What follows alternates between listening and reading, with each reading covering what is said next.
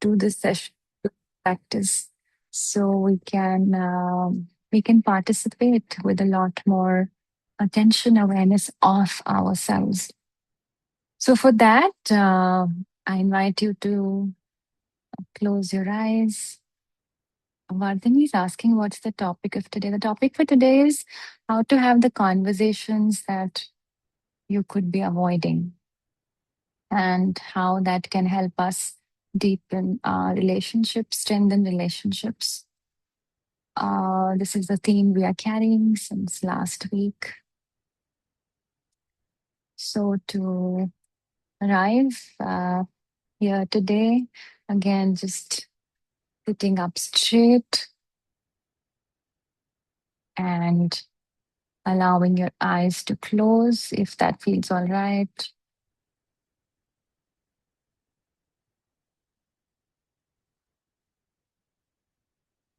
And taking a moment to find the body, find the breath.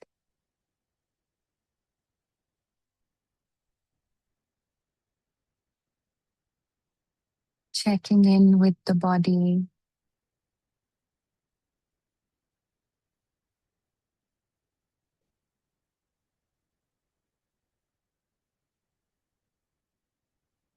You find any tense, difficult areas in the body, then sending your breath there, breathing into those areas, and trying to relax with every out breath.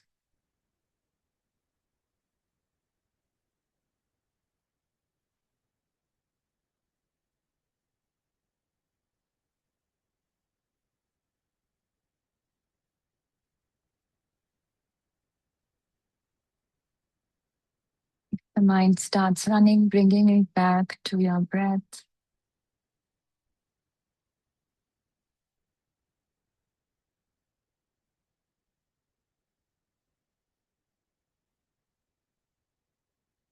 Breathing intentionally with awareness,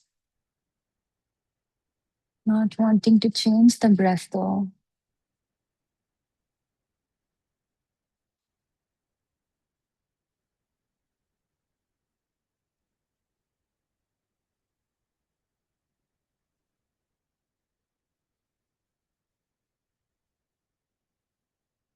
Staying with the breath, with your natural breath, with its natural rhythm.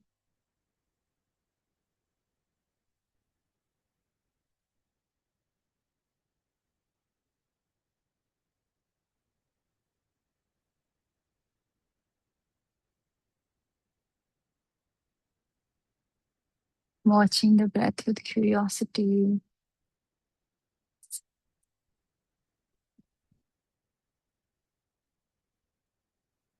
And once the mind begins to settle, body feels settled, the breath feels more settled. Asking yourself, what conversation have you been postponing?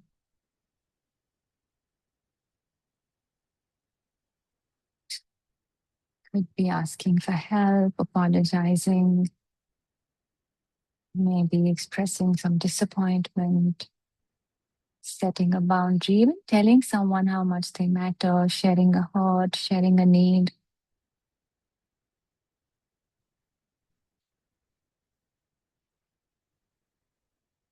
What is it for you? What conversation have you been avoiding? And we could make the mistake of believing that if we avoid a conversation, we avoid pain.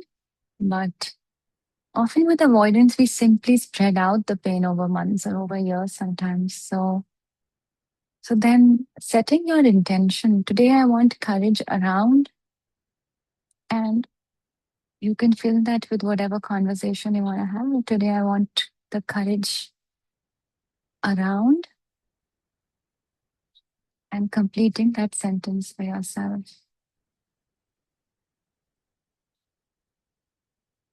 And then when you bring to mind this conversation, you know that needs to happen or something that you need to say, notice what happens immediately, what appears.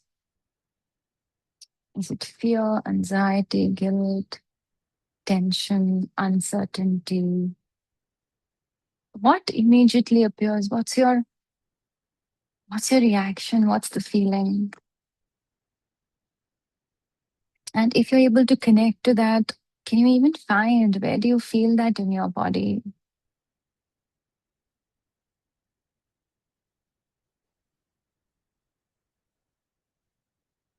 Becoming aware of that. And you can notice that right now, you're not even having the conversation, and yet your nervous system is already reacting. And that's how powerful anticipation can be. So as you breathe deeply, slow exhale, slow inhale, you can begin to give yourself some assurance that you're okay. And then once you breathe a few deep breaths with me here, you can even ask yourself, what am I protecting myself from? What am I protecting myself from?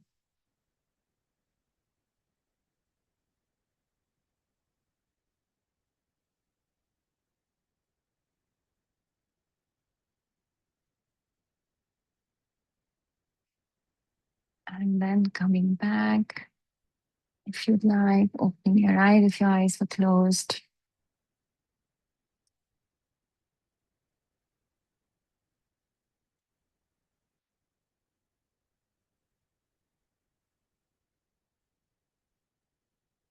And we know, we know that there is a cost of avoidance, and yet some of us, maybe all of us at some point, we have or we do, we avoid difficult conversations. So, if anyone would like to share, why do you think we avoid difficult conversations? Or if not here, then maybe thinking to yourself, why do why do we avoid difficult conversations?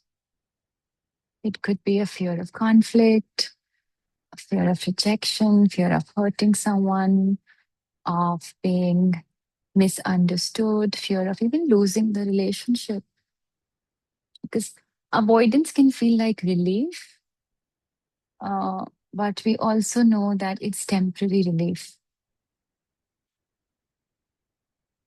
Now, you could have even experienced this yourself, that you could have avoided a conversation, say, for 6 months, and thought a lot about it in your head, only to discover that the actual conversation was much easier, and it didn't result in all the fear, all the anxiety that we had anticipated. So the brain can often overestimate the pain of action and underestimate the cost of avoidance. We can highly sometimes overestimate the consequence of if we speak. And we can highly, again, underestimate the cost that we are paying because of avoiding the conversation. Now, um, if we could feel like, over years or over some time, that we've become distant in a relationship, in some relationships. And we could attribute it to different kinds of things. But if you really think about it, then for any relationship, or for a lot of relationships to become distant, maybe what happens is that there is one unspoken truth after another, and it just keeps getting accumulated until people years later might say, I don't even know why I feel distant. But we can have unspoken disappointments, we can have unmet needs, assumptions, unresolved hurt, things left unsaid. And when all of these keep accumulating over years, uh, not said, not discussed, not expressed ever, then the result is that the same relationship, which was once blossoming, once full of love, care, can start to feel like, this person doesn't know me. I don't know this person. Now, In the brain, what is happening is that the brain likes to predict. Prediction can keep us safe. So um, the brain really gives us some kind of a feeling that if I do this, this is what's going to happen. So whether I should do this or I should not do this. And when there is uncertainty, the brain will find, what it can use to fill in the gaps. And usually it is with worst case scenarios. So, what are worst case scenarios when we think about talking to someone? They will get angry, they will reject me, the relationship will end, it will be a disaster. And in truth, these two could be worst case scenarios, and none of these things could happen.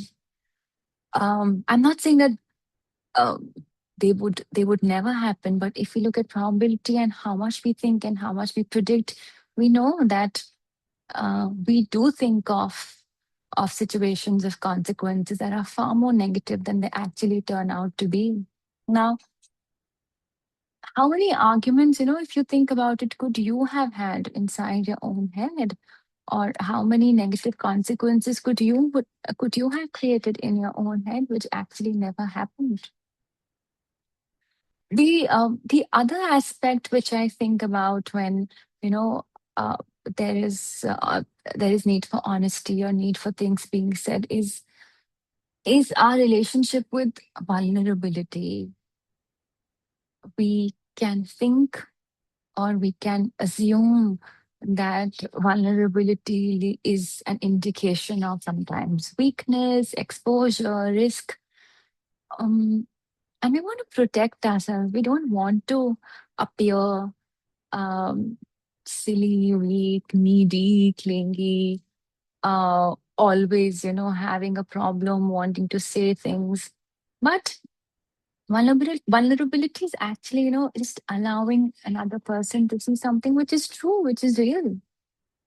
And um, and saying things like, I was hurt or I need help, I'm scared, I don't know, I miss you. These are not weak statements. These are just simply sometimes telling someone that actually inside everything that is being said or not being said, this is what the truth is. And vulnerability can need a lot of courage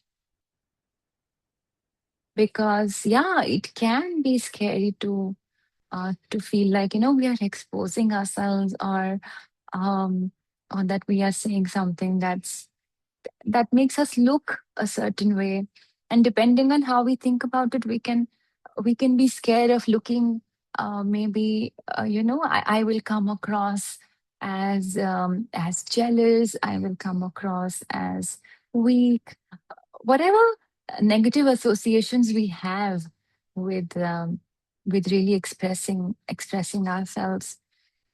And if we draw some kind of analogy from the animal kingdom, there are hedgehogs, and in winter they want to move closer together for warmth, but when they get too close, these spines start hurting each other, so they move apart and then they again become cold.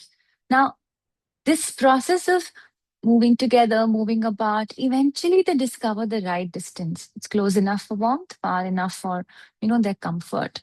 So relationships are similar. Our connections, they require vulnerability. Vulnerability can also feel like risk to us. But the answer is not in isolation. It's a skill we can learn. How can we connect? How can we be vulnerable, yet still making sure that, we are also protecting ourselves or taking care of ourselves? Now, there is something that we actually want. So, what do we really want in relationships? Uh, most of us, we want connection, we want understanding, trust, closeness, care.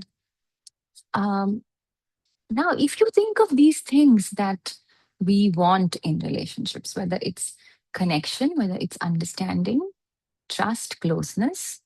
Can we have any of those things without honesty? Can we have connection without honesty? Can we have trust without honesty? Can we have real closeness without honesty? Can we understand or be understood without honesty? No, not really.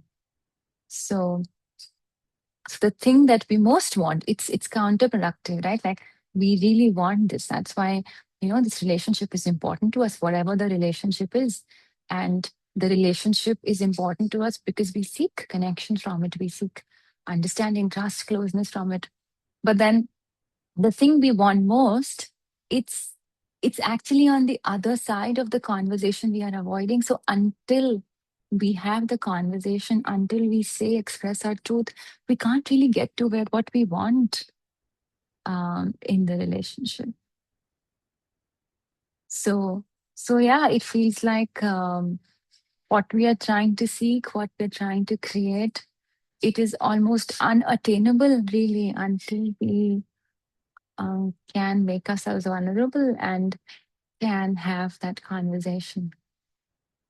Now, uh, while we are talking about, saying what we need, saying what we feel, it's also sort of there is wisdom in knowing that we are, in knowing the difference between speaking from the heart and speaking from the our defense system.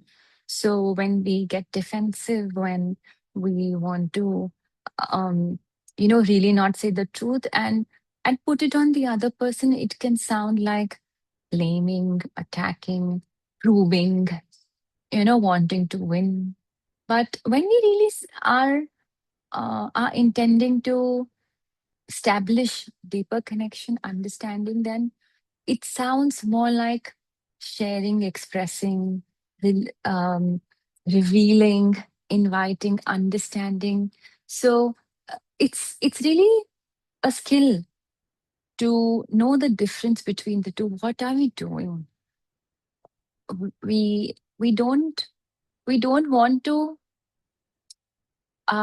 create a conversation that has elements of blame or attack, or elements of proving that I am right, or wanting to win, because that conversation has a very different intention compared to a conversation in which we want to express something that is true for me, reveal something that is true for me. Um, a conversation is very different when the intention is to also understand the other person and share where I am. So, say instead of saying, "You never make time for me," the the truth could be that I miss feeling close to you. Or instead of saying, "You don't care," the truth could be that I feel disconnected and I would love to have more connection. So, if you think about these, two ways of saying things, they can sound very different and they also mean very different things.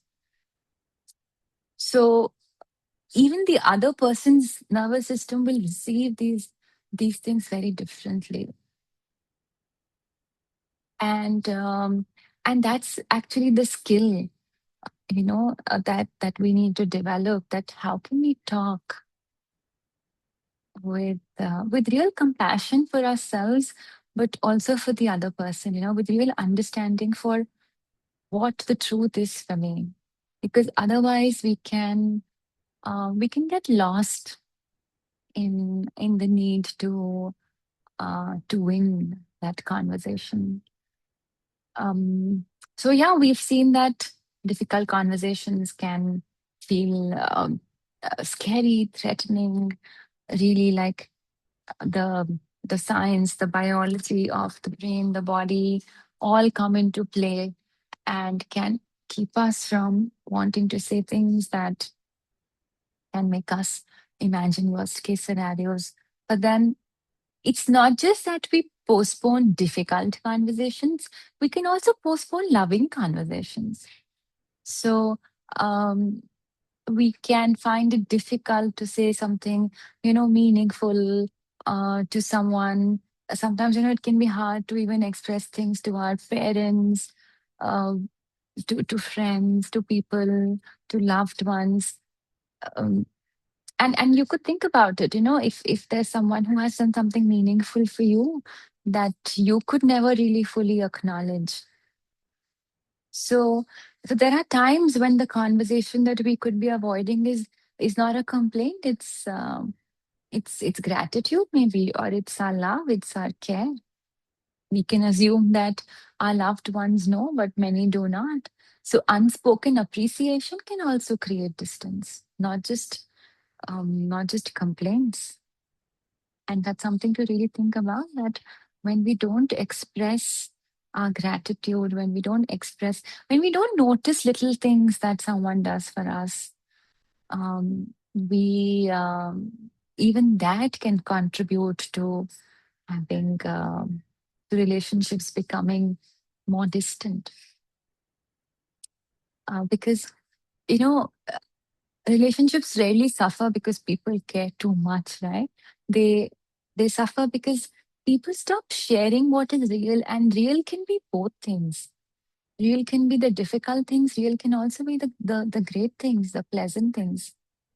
So so so in that sense, any conversation that we avoid, or we don't notice, or we don't give enough importance to, it may be carrying more possibility than we realize. And now, I'd invite you to do this exercise. If you have a pen and paper, then great. Else, you can type it somewhere, or just maybe think about it in your mind and follow, uh, you know, um, the draft of the question. So you can choose any one conversation in your mind and think about what happened.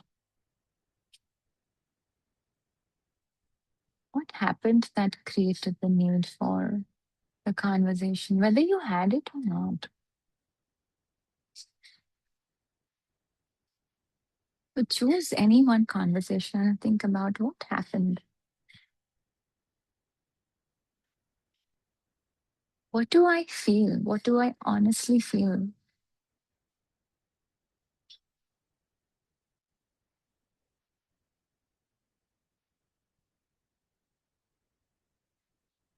What do I need?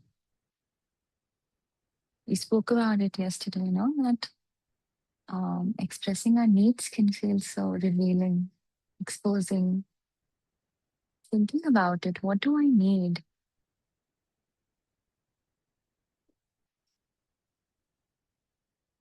What might they be experiencing?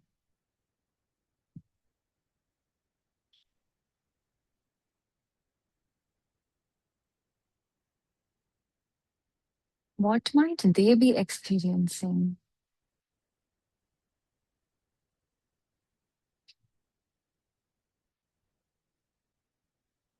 And then what is the one sentence that I could honestly say?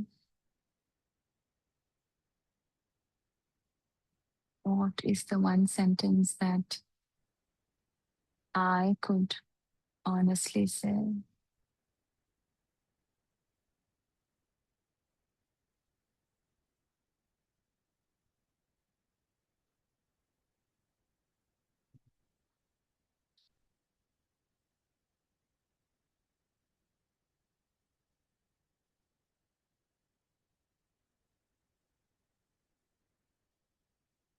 And then, if you can now, then just closing your eyes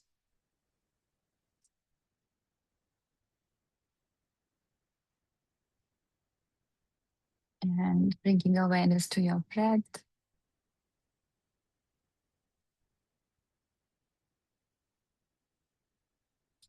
And at this point, seeing if you can work with your breath a little. So, deepening the breath, if that's accessible today.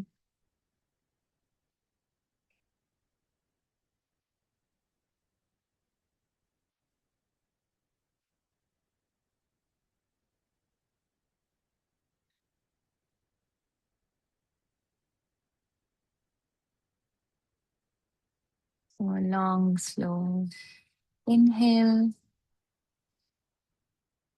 long, slow exhale.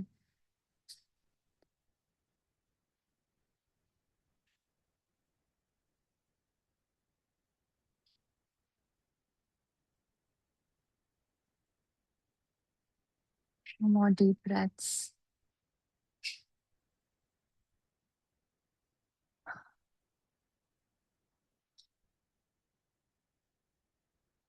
And now bring to mind a truth maybe that's been inside you, not expressed. Not a speech, not a conversation, just the truth.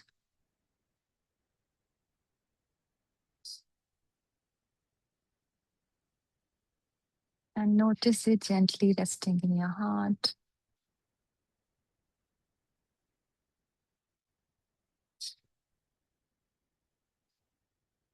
Not needing to rehearse it, not needing to force it. Simply acknowledging it.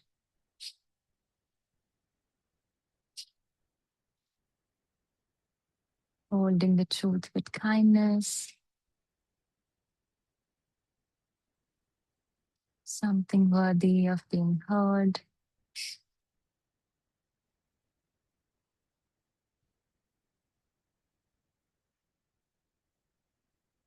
And then silently repeating to yourself, my truth matters. My voice matters. Honest connection is possible. And when the time is right, may I have the courage to speak what is true. And when the time is right, may I have the courage to speak what is real.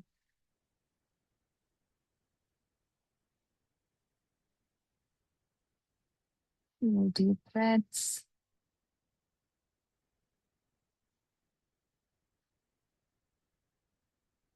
Sending gratitude to your body, to your breath, to your mind.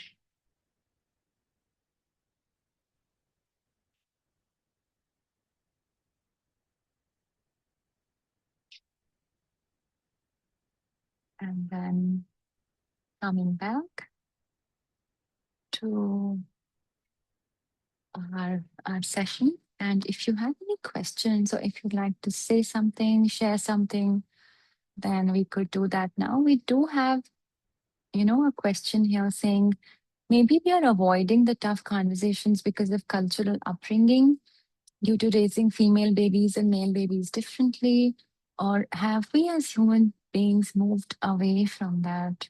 Hmm. Now, uh, yes, cultural upbringing does matter. The way society has structured itself does matter. Even within individual families, you know, um, we can grow up watching our parents behave a certain way. We can grow up watching family dynamics turn out a certain way in which certain things are said, not said. You will see certain families are more open with expressing love, or sharing about real things, not hiding things, while certain others, there could be more restriction, more constraint on who can say what, the power dynamics between people. So yeah, it makes a difference as to how we learn. When kids are encouraged to share their truth, if they are, sometimes punished or admonished for saying what they need. So we can grow up believing that we need to be a certain way, we need to express a certain way, and only then will we be accepted or belong or loved. So, so it can definitely impact, absolutely impact how we begin to look at authenticity, at vulnerability, at talking about things. But the good thing also is that, you know, once we become aware that, yeah, maybe it's a bigger problem for me than it is for others because of my upbringing and because of what I have seen going on in society. So maybe the work for me will be a bit more. than someone else who hasn't faced it. But at the same time, I know that I can change it. I can work for myself. And maybe you need more compassion for yourself because you haven't had that base, as strong as someone else has had.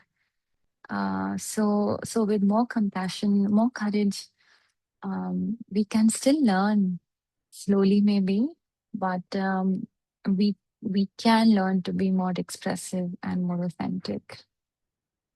I hope that answers your question. If not, you could even type or say if there's anything you want to say. And while you could be thinking about this, tomorrow we will be exploring conflict and how conflict can also at times become a bridge between two people. So, how can we handle conflict with care and with skill so that it can deepen connections? And that's the theme for tomorrow. So, I hope there was something that you could take away from today's session. We are at MCD Live. We assemble every day, same time from wherever you are in the world. We discuss practical skills for empowering ourselves, enabling ourselves to live our best lives. And we have different teachers who come and talk, different kinds of practitioners. So if there's anything that you would like to be spoken about, taken up, then you could reach out to us on any of our channels. Um, and thank you. Thank you today for participating, for being here. See you all tomorrow. Have a good day. Have a good evening. Namaste.